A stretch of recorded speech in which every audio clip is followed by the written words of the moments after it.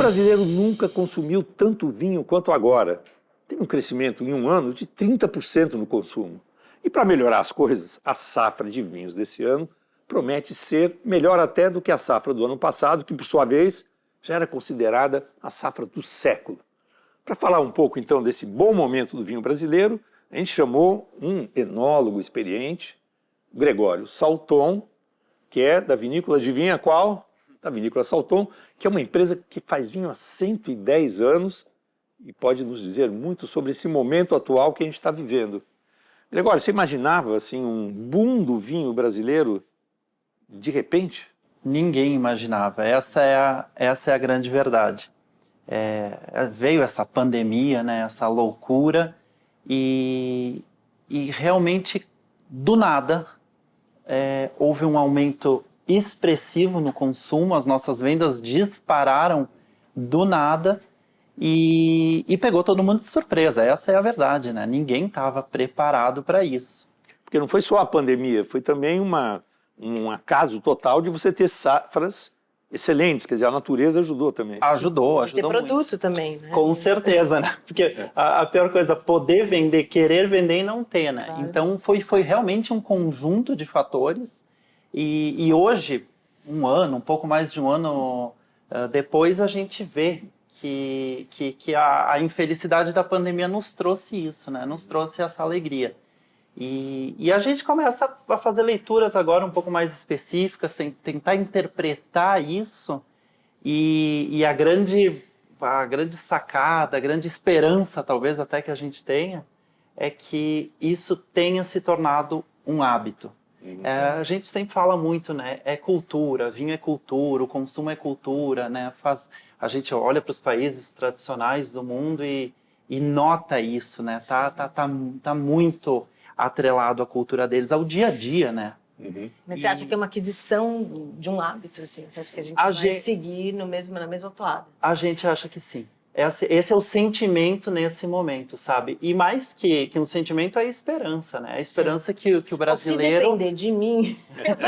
de nós... Zeca, você bebe muito vinho? Eu sei que você gosta de vinho. Você bebe mais vinho hoje do que 2 anos atrás, por exemplo? Se sentiu uma... Eu bebo mais vinho porque eu já fui de sabores mais fortes, mas eu estou envelhecendo, meu fígado também, então a gente vai... A gente pega mais leve, A gente pega mais leve, eu diminui também a quantidade, 2 taças de vinho e tal, e o que é bom, é uma nova descoberta. Eu fui muito hardcore na juventude, bebi bebidas que matam. Uma dúvida que me ocorreu para os três é: será que a pandemia aumentou só o consumo de vinho ou o consumo de bebida alcoólica em geral? A cachaça diminuiu o consumo. Diminuiu?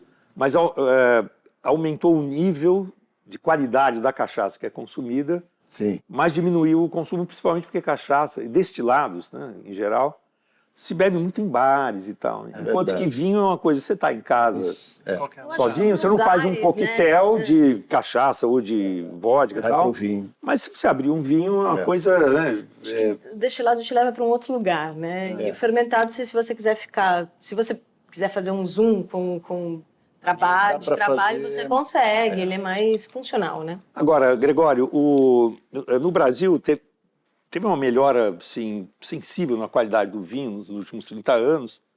E tem uma coisa curiosa, que é o fato de que, no imaginário brasileiro, o vinho era uma coisa de gaúcho, era uma coisa do Rio Grande do Sul, e era Salton, né, uma família de origem italiana, da Serra Gaúcha, da migração italiana. E esse era no imaginário brasileiro o que seria o vinho, uma coisa de gaúcho do Rio Grande do Sul, e especialmente da Serra Gaúcha. Com o passar do tempo, primeiro o vinho começou a ser feito com vinhos de boa qualidade, também em outras regiões do Brasil, e na Serra Gaúcha, a Serra Gaúcha deixou de ser uma entidade única, começou a ter um trabalho de diferenciar micro-regiões, é uma coisa que a Salton tem feito, né? Exato. Como que é esse processo de identificar naquele universo o que muda de uma micro-região para outra, de um terroir para outro? Qual é a experiência que vocês têm tido de estudar isso? A vitivinicultura no Brasil é bem o que tu diz, né? Ela pulverizou muito, o que é muito bom. Poxa, hoje de norte a sul a gente tem regiões vitivinícolas, cada uma com uma identidade. Aqui São Paulo, Nordeste, poxa, tem tem muita diversidade nisso tudo, né? E na Salton, ao longo desses 110, quase 111 anos, né, daqui uns dias, a gente passou, poxa, quantas gerações, né? Eu já sou a 4ª geração na vinícola, né? A 4ª geração da família. Mas a gente tem trabalhado muito forte em transformar esse empírico, ou seja, o que a gente vem carregando ao longo das gerações, em algo objetivo, em números, em dados. Hoje, dados é algo que vale muito, né? Em qualquer setor. Então, no ano passado, por exemplo, nós instalamos, né, dentro da vinícola o que a gente chamou um núcleo de inovação, pesquisa e desenvolvimento. Para quê? Para que tudo isso que a gente carrega, a gente consiga colocar no papel, que a gente consiga colocar em dados, em números, em acompanhamentos. Codificar isso para poder reproduzir, né? se E reproduzir, precisar. exatamente, e acompanhar. Poxa, por que 2020 foi a safra das safras? A gente sabe, Por quê? existe. Poxa, tanta coisa, né? Mas fala em Mas resume aqui para ele. Clima. O resumo. Clima essencial. Esse foi... A gente acompanha as safras no Brasil e sabe que tem chuva, tem umidade, principalmente na Serra Gaúcha. O que, sim, é muito bom para os vinhos espumantes. 2020 foi totalmente fora da curva. 2020 foi um ano muito seco. A gente beirou a falta de água, né? A planta chegou a sofrer um pouquinho com isso. Mas a concentração de açúcar. Exatamente, Aumenta, mas gigantesca. por outro lado, acabou concentrando o açúcar, acabou concentrando os polifenóis.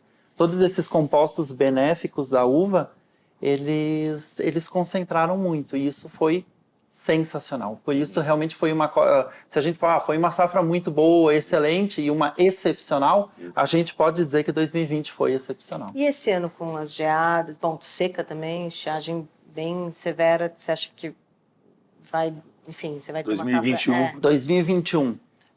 O que aconteceu em 2021? O começo foi igual ou muito parecido, porque igual é difícil. Foi muito parecido a 2020 e o final também. Então nós começamos com aquela esperança, né, de mais uma safra brilhante. Exato.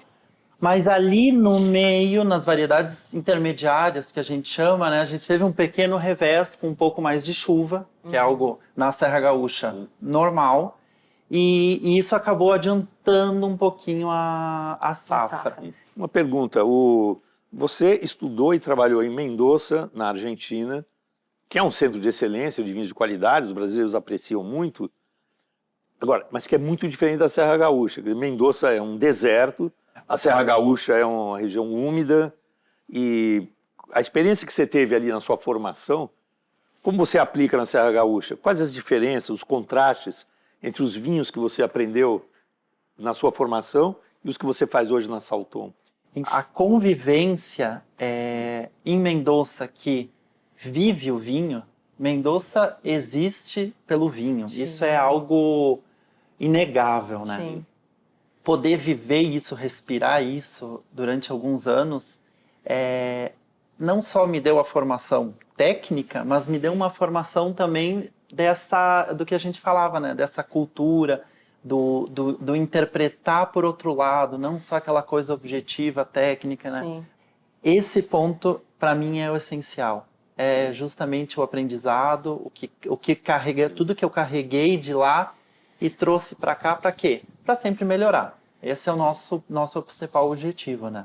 Isso está mudando muito rápido, né, Gregório? Assim, eu acho que a gente, enfim, está adquirindo essa cultura de beber vinho de qualidade com muita rapidez, você não acha? Né? Eu acho. A gente sempre faz um paralelo que os nossos colegas franceses, italianos, enfim, do velho mundo, como a gente chama, eles demoraram quantos anos para aprender, para identificar, para segregar? E a gente tem a sorte, para mim é realmente uma sorte, uma vantagem competitiva, que a gente consegue fazer isso muito mais rápido no mundo atual. Sim. Então isso que eu falava para vocês, né, de conhecer regiões, de tirar o empirismo e levar um pouco mais para o objetivo, poxa, isso acontece numa velocidade absurda. Sim. Aconteceu algo mais além do fenômeno da pandemia, que levou as pessoas a consumirem mais vinho e as boas safras, etc., mas algo que justifica essa mudança de comportamento, porque cá entre nós, o consumidor brasileiro é um pouco, cá entre nós, que ninguém nos ouça, é um pouco deslumbrado, né? Então, prefere, por exemplo, consumir vinhos europeus e sul-americanos que os nacionais, e como outros produtos também. Então, aconteceu algo além que fez essa guinada, assim, essa mudança de padrão? O que a gente observa, além do fato, né, do tipo de consumo ter mudado, ou seja, a gente saiu da rua e foi para dentro de casa. Isso mudou também o local, obviamente, de compra. Atrelado a isso, a gente aqui não vai entrar em questões de economia, mas a gente sabe o salto que o dólar deu, né? Sim. Então isso dificultou muito também as importações, o preço subiu muito. Sim. E o vinho brasileiro, ele conseguiu encontrar nesse meio todo uma competitividade, coisa que o espumante já tem há anos. Sim, isso é algo consolidado. Vocês exportam muito também. Exato, exatamente. Hoje a gente está exportando muito, está exportando espumante para os Estados Unidos a níveis antes não imagináveis para a gente. Esse estudo das micro-regiões, porque antes era tudo Serra Gaúcha. A que ponto vocês chegaram? Vocês estão ainda estudando isso? Ou conseguiram já desenhar pequenos terroirs da Serra Gaúcha e fazer vinhos específicos daquilo? Ou vocês mesclam uvas? Em que ponto estamos? Perfeito. A gente está no ponto de conhecimento, ou seja, isso está em pleno desenvolvimento. Estão mapeando ainda. Mapeando, exatamente. Por exemplo, na Campanha Gaúcha, que é uma região relativamente nova, nós já identificamos variedades. Por exemplo, Taná e Marcelin são duas variedades que se dão muito bem. O primeiro passo a gente já deu, que é justamente identificar o que de melhor se expressa naquela região. Agora a gente vai para o segundo passo e dizer assim, poxa, qual é a particularidade de solo, qual é a particularidade, porque a região da Campanha, por exemplo, é muito ampla. Então agora a gente vai olhar mais para o micro, como tu menciona, né? E isso, o núcleo, esse trabalho que a gente está fazendo é justamente para chegar nesse tipo de produto, nesse tipo de vinho. O que você trouxe para a gente, brindar a nossa saideira? A gente vai brindar aqui com um Salton Ouro Extra Brut, que é um espumante método Charmat, variedades Chardonnay, Pinot e Riesling. É um dos rótulos mais tradicionais que a gente tem desde a virada do milênio. Então, espero que vocês gostem. Saúde. Você tá com sorte, que nem sempre é assim, tá? Nossa saideira nem sempre é assim. Hoje é especial. Que bom. Saúde. Saúde. Bom, saúde. Saúde, saúde.